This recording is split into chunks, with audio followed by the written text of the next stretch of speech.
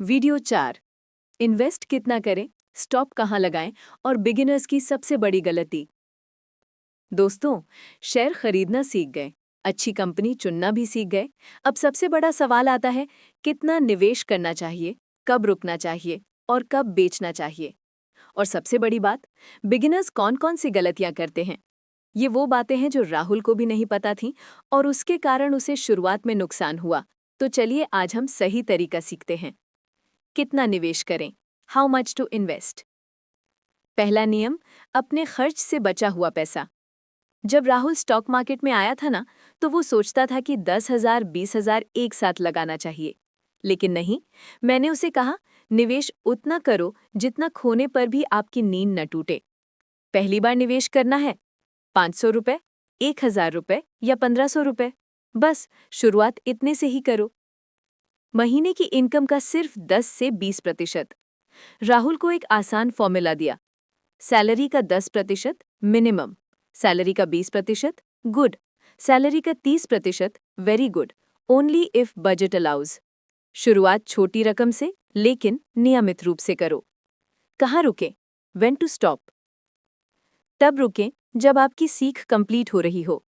राहुल को बोला, जब आप बहुत सारी कंपनियों के शेयर खरीद लेते हैं तो सबसे पहले रुक जाओ और उन कंपनियों पर ध्यान दो जो आपने पहले खरीदी हैं। क्यों? क्योंकि बार बार खरीदने से इन्वेस्टमेंट नहीं बढ़ता, कंफ्यूजन बढ़ता है। सीखते समय निवेश स्लो करें। ज्यादातर लोग बहुत जल्दीबाजी करते हैं, लेकिन सही तरीका है, पहले सीखो, फिर थोड़ा निवेश करो, फिर सीखते सीखते बढ़ाओ। कब बेचें, व्हेन टू सेल।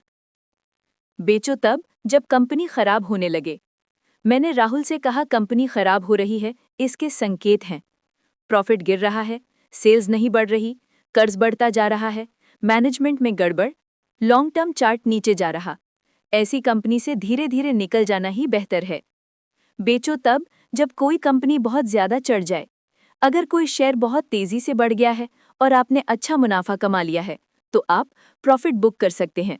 जैसे 1,000 रुपए लगाए, 3,000 बन गए। थोड़ा हिस्सा बेच दो, थोड़ा हिस्सा छोड़ दो।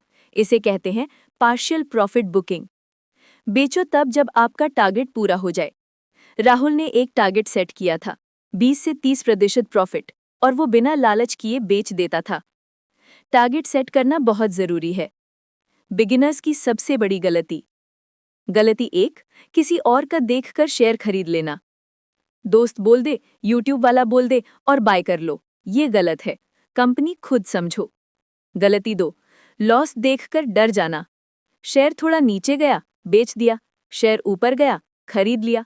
राहुल भी पहले ऐसे ही करता था, लेकिन ये गलत है। सही कंपनियां समय के साथ बढ़ती हैं। गलती 3, बहुत सारे शेयर खरीद लेना।